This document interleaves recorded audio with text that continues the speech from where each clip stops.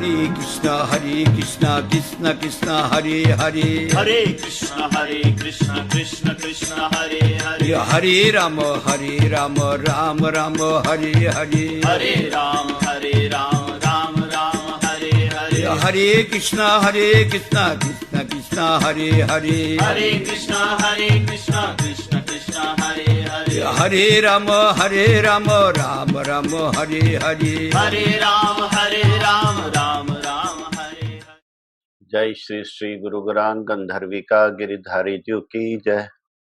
जय ओम विष्णुपाद परमहंस परिव्राजकाचार्य स्तोत्रशत जगद्गुरु श्रीला भक्ति वल्लभ तीर्थ गोस्वामी महाराज जी की जय।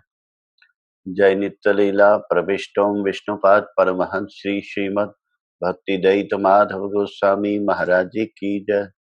श्री श्रीमद भक्ति सिद्धांत सरस्वती गोस्वामी ठाकुर प्रभुपाद जी की जय। जय श्री रूपानुग गुरु वर्ग की जय।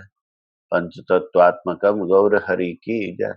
राधा कृष्ण गोप गोपी गोवर्धन वृंदावन राधा कुंड श्याम कुंडात्मक श्री ब्रजमंडल की जय। तुलसी देवी भक्ति देवी की जय। सर्व विघ्न विनाशकारी भक्त वत्सल भगवान श्री नरसिंह देव की जय। प्रहलाद महाराज की जय। नामाचार्य हरिदास ठाकुर की जय। अनंत कोटि वैष्णव वृंद की जय। परम पूज्य पाठशाला भक्ति रक्षक श्रीधर देव गोस्वामी महाराज जी की जय। परम पूज्य पाठशाला भक्ति प्रमोद पुरी गोस्वामी महाराज जी की जय।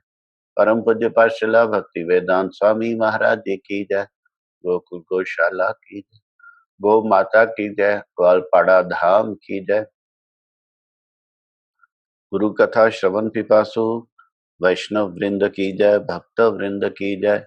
गौर प्रेमानंदी हरि बोल। गुरु वैष्णव भगवान तिनेर स्मरण है विघ्न विनाशन। अनायास है निज वांछित पुरन। नारायणं नमस्कृत्य नरं चैव नरोत्तमं देवीं सरस्वतीं व्यासं ततो जयमुदीरयेत्।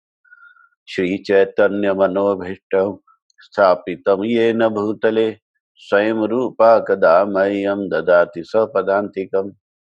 इतो नृसिंहा परतो नृसिंहा यतो यतो यामि ततो नृसिंहा बहिर्नरसिंहा हृदये नरसिंहा नरसिंहमादिं शरणं प्रपद्ये।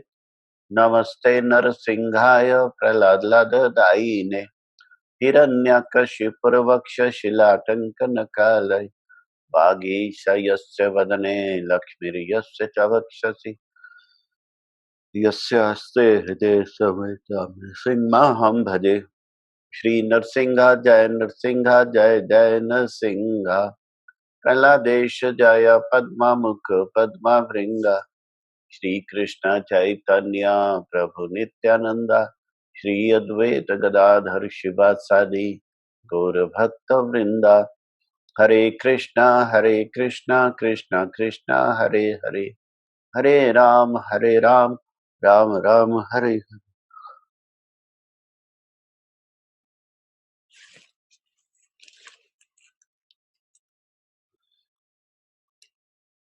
गुरु कथा श्रवण कीर्तन। आज 25 जुलाई शनिवार हम लोग गुरु महाराज जी की अहेतु की कृपा से गुरुदेव के बारे में श्रवण कर रहे हैं। जब मेरा हरि नाम हुआ तो मैं गुरु महाराज जी के साथ दिन रात हर प्रोग्राम में जाता रहा। और फिर जब जम्मू से वो कलकत्ता के लिए रेलगाड़ी से रवाना हुए तो मैं रेलवे स्टेशन उन्हें विदा करने गया। लेकिन विदा होते होते मेरा मन जो था बड़ा उदास हो गया। कुछ दिनों में ऐसा लगने लगा था कि जीवन में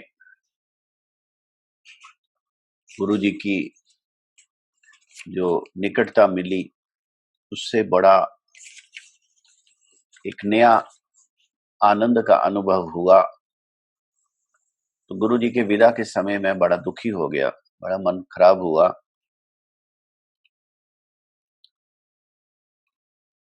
उस समय एक महात्मा ने कहा था गुरु जी को कि महाराज जी इसको भी अपने साथ ले चलो। तो गुरु जी मुस्कुराए केवल। तो ट्रेन में जब मैंने साष्टांग दंडवत प्रणाम किया गुरु जी को, उनकी स्लीपर क्लास की वो जो 6 सीटें होती हैं उस साइड पे गुरु जी खिड़की में बैठे थे, उनके साथ बाकी महात्मा थे। तो मैं जब लेटा तो लगभग सभी महात्माओं के चरणों के ऊपर मेरा शरीर था और गुरु जी के श्री चरणों पे मेरा सिर था। तो काफी देर मैं लेटा रहा गुरु जी के पैरों पे सिर रखकर, काफी देर। तो ये जो अनुभव था गुरु जी के चरण स्पर्श का,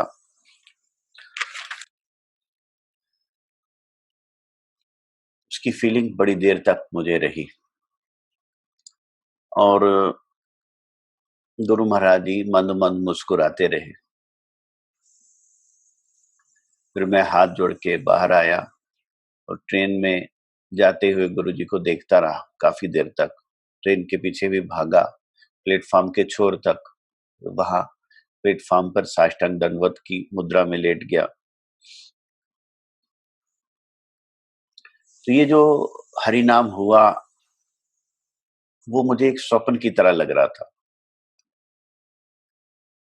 बड़ा एक सुखद अनुभव था और एक सपना जैसा था।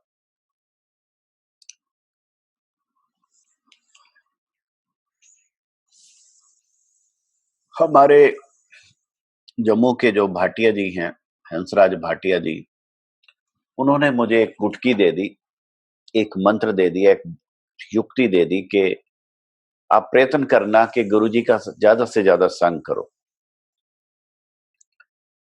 वो जो था वो मेरे जीवन का एक वरदान बन गया। हरि नाम लेने से लेके उसके बाद जो गुरु जी का संग, उनकी कृपा से करने का बड़ा मौका मिला जिसका कोई अंत पारावार ही नहीं था। एक तरफ गुरु जी से मिल के मैं वापस जम्मू आता और दूसरी तरफ मेरी जाने की तैयारी रहती। तो मेरा जो बैग था हर समय रेडी रहता। ऐसे करते करते लगभग 40 साल गुजर गए और अब समझ में नहीं आ रहा कि 3 साल पहले गुरु महाराज जी हमारी आंखों से ओझल हो गए और अब सिर्फ बातें रह गई हैं। समझ में नहीं आता ये सपना था या हकीकत।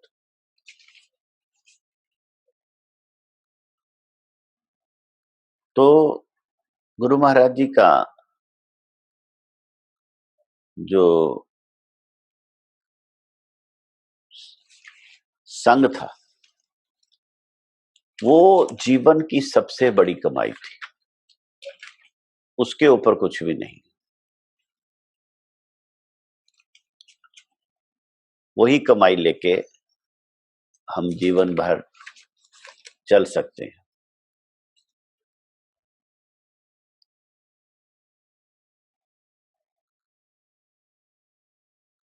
गौड़िया मठ में आके बाद जीवन में आनंद भी बड़ा आता है और कन्फ्लिक्ट भी बड़ा आता है। मेरे जीवन में भी कन्फ्लिक्ट आया। सबसे बड़ा कन्फ्लिक्ट था गुरु महाराज जी और पिताजी के बीच। ये एक रस्साकशी चलती रही, माता पिता और गुरुदेव। दूसरा कन्फ्लिक्ट था परिवार और मठ के बीच। तो प्रायोरिटीज और रूटीन में कन्फ्लिक्ट रहा और इस प्रकार समय निकल गया, पता नहीं चला। गुरु महाराज जी का जो जीवन एक हमारे लिए आदर्श है, जिसको केवल याद करके हम अपना जीवन सफल कर सकते हैं, केवल याद करके, और कुछ ज्यादा करने की जरूरत नहीं।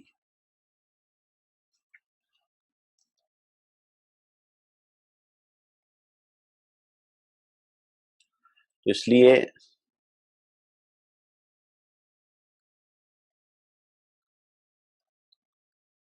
हमारे गुरु जी की जो वाणी है उसको याद करने का प्रयास है।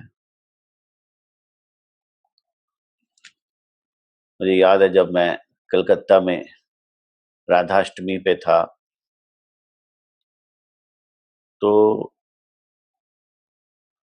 गुरु महाराज जी बड़े प्रसन्न वदन दिखाई दिए और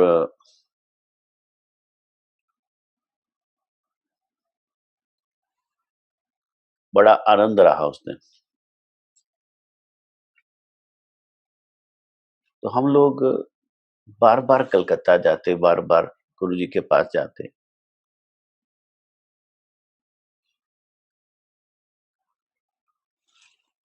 गुरु जी मुझे अपनी लेख दिखाते, अपनी डायरी दिखाते और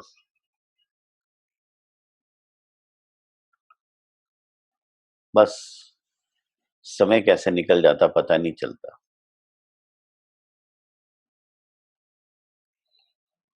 2013 में ही गुरु जी हॉस्पिटलाइज हुए थे अपोलो हॉस्पिटल में, जब वहां के डॉक्टर एस के दास जो एचओडी मेडिसिन थे,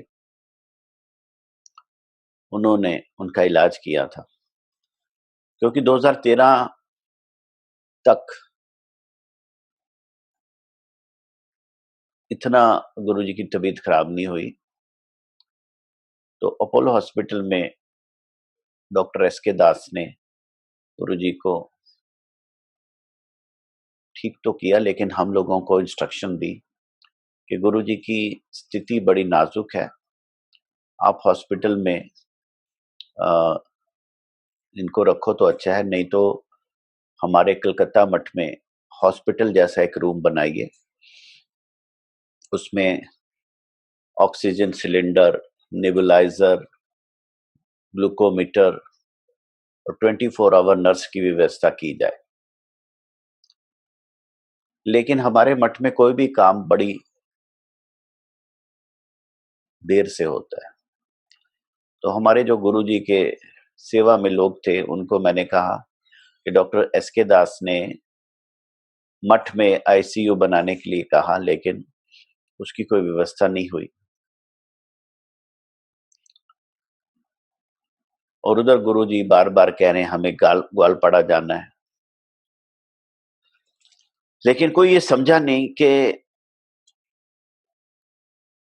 उस समय गुरु जी की वास्तव सेवा वही थी जो डॉक्टर एस के दास ने कहा था कि उनको हॉस्पिटल जैसी एनवायरनमेंट में रखा जाता। लेकिन वही हुआ, मैं जम्मू आ गया, पीछे से गुरु जी को वो लोग ग्वालपाड़ा ले गए। और फिर गुवाहाटी में जब गुरु जी कमरे में थे, कुर्सी पे थे, अचानक कैसे गुरु जी गिरे, कैसे उनको चोट लगी, सब लोग दौड़ के अंदर गए। वो लोग बाद में हमको बता रहे हैं हमें नहीं पता कैसे गुरु जी गिर गए। गुरु जी के सिर में चोट लगी, ब्रेन और स्कल के बीच में ब्लड क्लॉट हो गया, वहां हॉस्पिटलाइज हुए न्यूरोलॉजी डिपार्टमेंट में। और वहां भी डॉक्टरों ने जब कहा कि यहाँ पे ड्रिल करके ब्लड को बाहर निकाला जाए, उस काम को भी उन्होंने करने में, डिसीजन लेने में बहुत टाइम लगा दिया। जबकि मैंने जम्मू के एक न्यूरोलॉजिस्ट डॉक्टर सुशील राजदान का भी फोन पे बात कराई, वो कहते हैं आप ड्रिल करा के निकालो, नहीं तो नहीं, वक्त लगता है। नहीं जी, हम गुरु जी को कष्ट नहीं देंगे। ओ भाई, कष्ट नहीं है, ये ऑपरेशन से उनको ठीक करना है। लेकिन नहीं, फिर लास्ट में 1 महीने के बाद उन्होंने किया, तब तक देर हो चुकी थी, क्लॉट तो निकला लेकिन फिर गुरुजी कभी दोबारा उस तरह की होश में नहीं आए। तो अगर एसके दास की बात मान के कलकत्ता मठ में हॉस्पिटल जैसा वातावरण क्रिएट किया होता और ये ग्वालपड़ा साम वगैरह जाने का प्रोग्राम नहीं होता, तो शायद गुरुजी जितने दिन रहते हम लोग उनसे बातचीत करते रहते। बस फिर वो 3 साल का पीरियड जिसमें गुरुजी बस एक अंतर्मुखी मुद्रा में चले गए।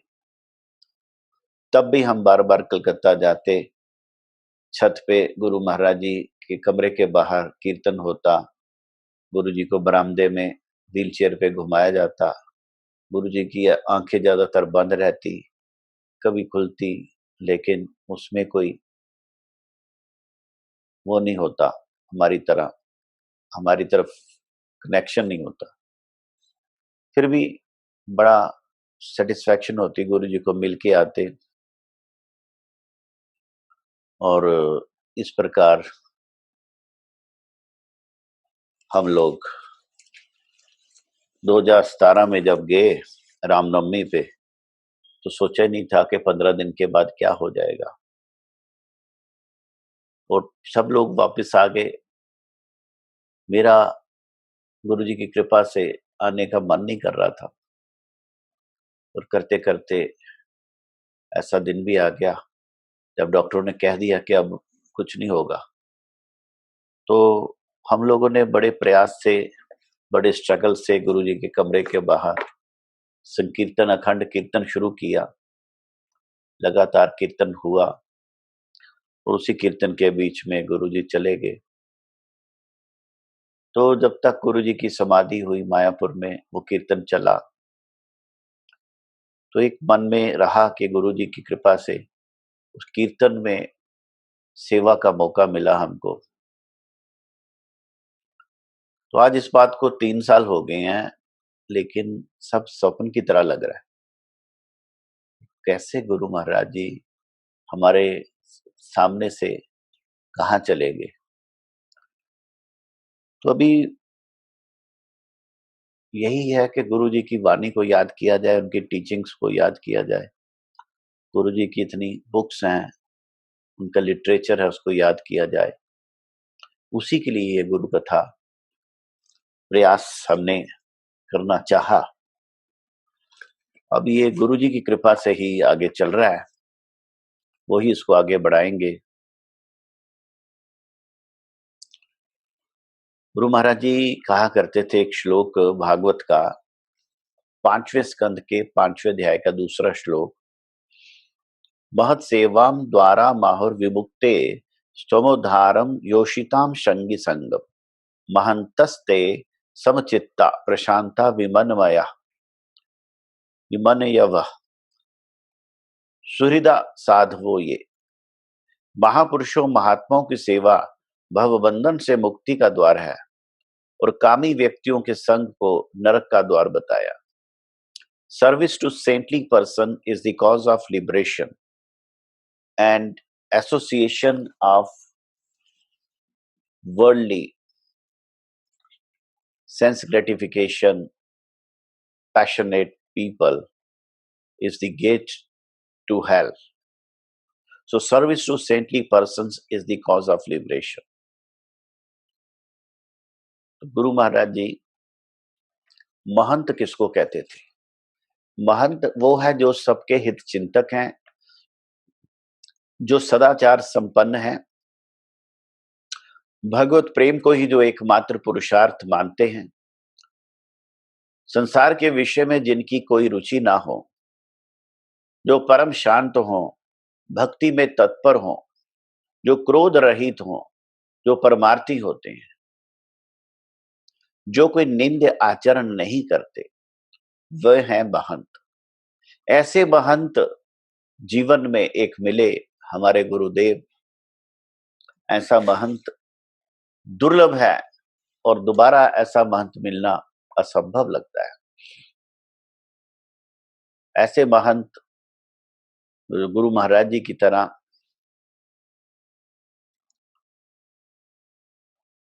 इसलिए उनके बारे में कुछ कहना मेरी योग्यता नहीं, मेरी योग्यता से परे है उनके बारे में कुछ भी कहना। My humble submission is that with my limited intellectual and spiritual capabilities, it is very difficult to comprehend the vastness of Shri Guru Maharaj's mind. But whatever pearls I have been able to pick up during my interactions with him are presented here for our collective benefit. So, Guru Maharaj जी का व्यक्तित्व जो है उसको याद करना हमारा जीवन बदल सकता है। गुरु महाराज जी कहते हैं अगर गुरु जी आपको कोई सेवा देते हैं तो आपको अभिमान नहीं करना चाहिए, लेकिन चिंता भी नहीं करनी चाहिए क्योंकि सारी चिंताएं गुरु जी वहन कर लेंगे। हमें सिर्फ शरणागत रहकर सेवा करनी है। इसलिए गुरु महाराज जी हमको निरभिमान होकर सेवा का उपदेश देते थे। तो इसलिए हे लोकनाथ, मेरे जन्म का यही फल और यही प्रार्थना है और यही आपका अनुग्रह है कि आप मुझे अपने दास, अपने भृत्य वैष्णवों का दासानुदास, उन वैष्णवों का दासानुदास और वैष्णवों के दासों के दासों के दासों के अनुदास के रूप में स्मरण करें। वांछाकल्पतरुभ्यश्च कृपा सिंधु भैवचा पतितानां पावनेभ्यो वैष्णवेभ्यो नमो।